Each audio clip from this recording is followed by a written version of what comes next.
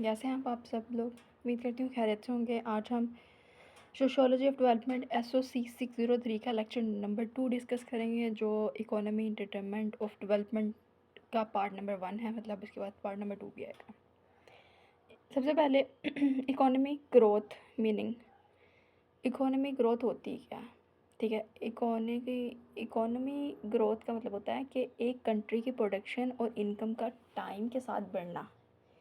एक कंट्री की एक तरफ प्रोडक्शन है और दूसरी तरफ इनकम है, और दोनों का एक साथ बढ़ना। ठीक है, पहले कंट्री कम चीज़ें बनाती थी, अब ज़्यादा गुड्स और सर्विसेज बना रही है क्योंकि ज़्यादा हमें चीज़ें ज़रूरत है।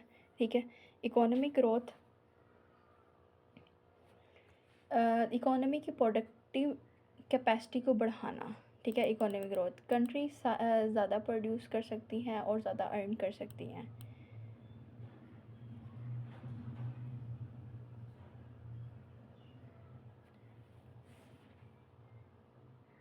नेक्स्ट इम्पॉर्टेंट एक बात है कि हर कंट्री चाहती है कि उसकी इकोनॉमी ग्रो करे। ठीक है, कंट्री की पर्सपेक्टिव ग्रोथ से जज होती हैं। ठीक है, जो भी पर्सपेक्टिव है उस हर एक कंट्री को उसकी ग्रोथ से ही देखा जाता है कि ज़्यादा प्रोडक्शन है तो ज़्यादा इनकम है, अगर ज़्यादा प्रोडक्शन नहीं है तो कम इनकम है, ज़्यादा इनकम है तो बेटर लाइफ है।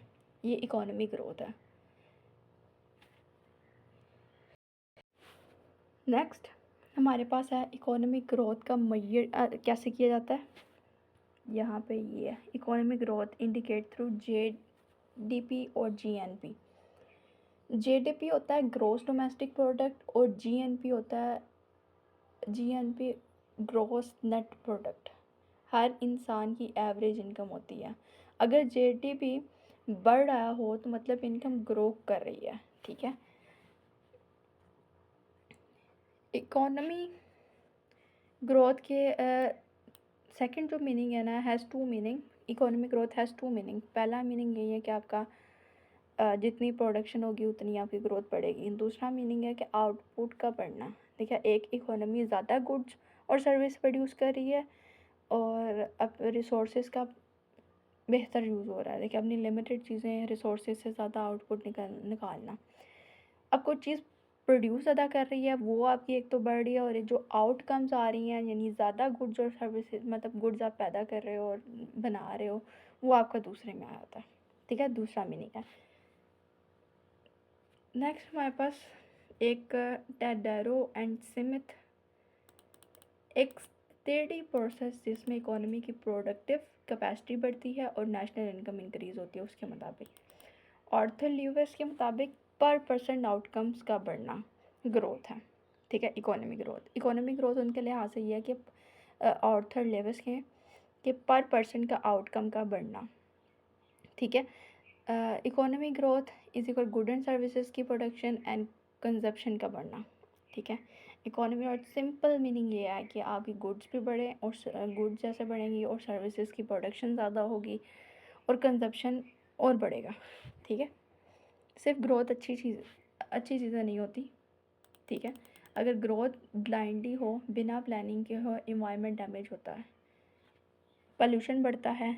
अगर ग्रोथ ज़्यादा हो, जाहिर सी बात है इंडस्ट्री ज़्यादा यूज़ हो रही है तो उसका आपको बेनिफिट भी है और उसकी आपको नेगेटिव इम्पैक्ट भी पड़ता है आपकी इन्वायरमेंट पे।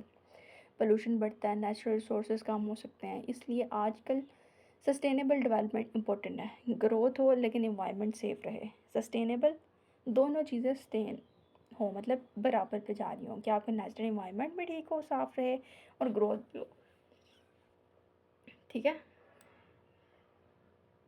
नेक्स्ट हमारे पास है characteristic of economic growth. Economic growth की कुछ चीज़ें क्लियर साइन होती हैं कि जो बताती हैं कि एक कंट्री डेवलप्ड हो रही है। ठीक है, उसकी करेक्टरिस्टिक में सबसे पहले है high rate of growth of per capita incomes, यानी हर इंसान की एवरेज इनकम बढ़ती है, लोग ज़्यादा पैसा कमाते हैं। हाई प्रोडक्टिव ग्रोथ यानी कम रिसोर्सेज से ज़्यादा आउटकम प्रोड्यूस करते हैं। इकोनॉमिक इफ़ेक्शंसी बढ़ती है, मतलब इकोनॉमी बढ़ती है उनकी। कम रिसोर्सेज में आप ज़्यादा चीज़ें मतलब निकाल रहे हो या ग्रो कर रहे हैं तो उसका मतलब ये है कि हाई प्रोडक्टिव ग्रोथ है।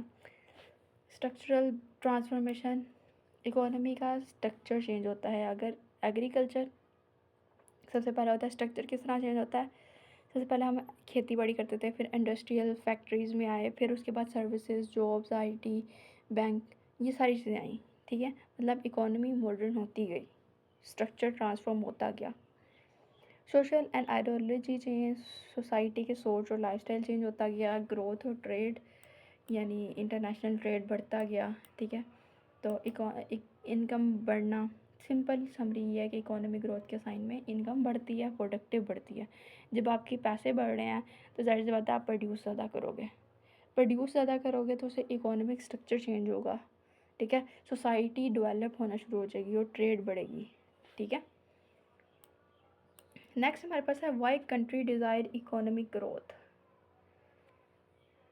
हर कंट्री चाहती है कि उसकी इकोनॉमिक ग्रोथ ग्रो करे। ठीक है, उसकी ग्रोथ से डेवलपमेंट होती है। ठीक है, हर एक कंट्री चाहती है कि उसकी डेवलपमेंट से ग्रोथ हो और ग्रोथ से डेवलपमेंट हो। सबसे पहला है यहाँ पे ज़्यादा प्रोडक्शन यानी ज़्यादा प्रॉफिट। सबसे पहले main idea company why country desire, वो कंट्री ये एक डिज़ायर क्यों करेगी कि उसकी इकोनॉमी ग्रो करे। सबसे पहले है कि प्रोडक्शन आपकी ज़्यादा होगी यानी आपको ज़्यादा प्रॉफिट होगा। जब इन इकोनॉमी ग्रो करती है तो बिज़नेस को फ़ायदा होता है, स्टॉक मार्केट स्ट्रॉन्ग होती हैं, ज़्यादा जॉब्स क्रिएट होती हैं। ठीक है, न्यू इंडस्ट्रीज़ और कंपनीज़ लगती हैं, ज़्यादा लोगों को जॉब देती हैं। ठीक है, अनएम्प्लॉयमेंट ख़त्म हो जाती है, इनकम इंक्रीज़ हो जाती है, लोग ज़्यादा कमाने लग जाते हैं। अगर वो कमाने लग गए तो उनके रिसोर्सेज पूरे होने शुरू हो जाएंगे। बेटर स्टैंडर्ड ऑफ लिविंग, लोग बेहतर ज़िंदगी जीते हैं, लोग बेहतर ज़िंदगी जीते हैं, अच्छा खाना खाते हैं, एजुकेशन सिस्टम अच्छा हो जाता है, हेल्थ फैसिलिटीज़ अच्छे होते हैं, इकोनॉमिक वेलफेयर इम्प्रूव होता है यानी सोसाइटी ओवरऑल बेहतर हो जाती है। ग्रोथ साइकिल यानी ग्रोथ से और ग्रोथ होती है। More production, more jobs, more income, more demand और मोर प्रोडक्शन। ठीक है, इसलिए कंट्री डिज़ायर करती हैं कि ज़्यादा प्रोडक्शन होगी तो ज़्यादा जॉब्स होंगी, ज़्यादा इनकम होगी तो मोर डिमांड होगा और प्रोडक्शन होगा। ठीक है, इकोनॉमिक ग्रोथ जो सी है हमारी एम्प्लॉयमेंट क्रिएट करती है, हमारी इनकम इंक्रीज़ करती है, better living standard and overall economic welfare सारा कुछ ठीक करती है। तो therefore every country desire it. ठीक है, नेक्स्ट हमारे पास आता है की drives of economic growth. Economic growth अपने आप नहीं होती। ठीक है, इसके पीछे कुछ ड्रिवन फोर्सेस होती हैं। तो की ड्राइवर्स ऑफ इकोनॉमिक ग्रोथ कौन है? लेबर है, हमारी काम करने वाले लोग सबसे पहले। ठीक है, उसके बाद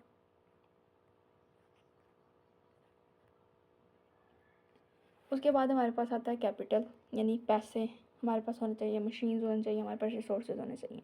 हमारे पास लेबर भी है, कैपिटल भी है यानी पैसे भी हैं, मशीन्स भी हैं। अब सबसे मेन थिंग है नॉलेज होनी चाहिए और टेक्नोलॉजी को इस्तेमाल करने का तरीका होना चाहिए। ठीक है, मेन ड्राइवर फोर्सेस जो सी हैं उसमें है फिज़िकल कैपिटल यानी इसका मतलब है कि मशीन्स हो आपके पास, फिज़िकल रोड्स, फैक्ट्रीज़। ठीक है, जब कैपिटल ज़्यादा होती है तो प्रोडक्शन बढ़ती है, इकोनॉमी स्ट्रॉन्ग होती है।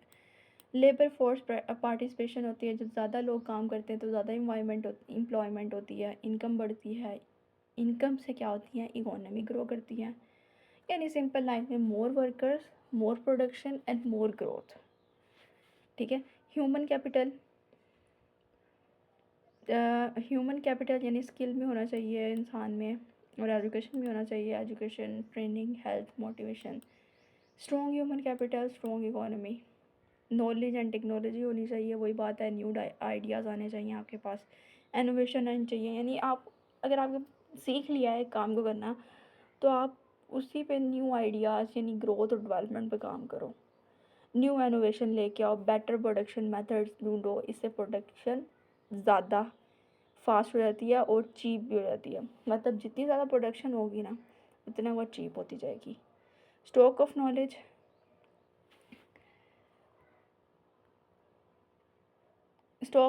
होता है कि एम्प्लॉयज़ को एक्सपीरियंस भी इंपॉर्टेंट है, कि काम सीखना, team work, on job working. Economic stability और गवर्नमेंट, स्ट्रॉन्ग इकोनॉमी के लिए स्टेबल गवर्नमेंट ज़रूरी है। पॉलिसीज़ सही होनी चाहिए, प्लानिंग अच्छी होनी चाहिए, स्टेबल गवर्नमेंट और स्टेबल इकोनॉमी, ठीक है। सिंपल अल्फाज में ये है कि इकोनॉमिक ग्रोथ के लिए ड्राइवर्स हैं, ठीक है। ड्राइवर्स कौन से हैं? हमारी मशीन्स हैं, हमारे लेबर वर्कर्स हैं, ठीक है। उस लेबर वर्कर के पास नॉलेज और स्किल भी होना चाहिए, वो हैं, ठीक है। उसके बाद वो नॉलेज एंड टेक्नोलॉजी से इनोवेशन करते रहें, मतलब आइडियाज़, न्यू आइडियाज़ लेके आएँ, उस पर काम करें, और उसको एक्सपीरियंस भी होना चाहिए। ये ना हो कि आपको एक दफ़ा एक्सपीरियंस आ गया तो आप कोई और काम करना शुरू कर दो। जब आपको एक्सपीरियंस हो जाए तो स्टेबल भी रहो उस जगह पे, ताकि आपकी प्रोडक्शन ज़्यादा अच्छे तरीके से काम करे।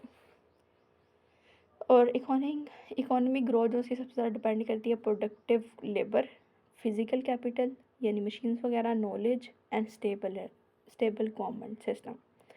होपफुली आपको ये पूरा लेक्चर समझ आ गया होगा, इतना मुश्किल नहीं था, बस 3-4 बातें आपको याद करने वाली थी, वो आई थिंक सो कि मैंने क्लियर कर दी है। अगर फिर भी कोई स्टिल आपका कोई क्वेश्चन है तो आप मुझे कमेंट में पूछें, मैं आपको आंसर दूँगी। मिलते हैं अपने नेक्स्ट लेक्चर में, तब तक के लिए अल्लाह हाफ़िज़।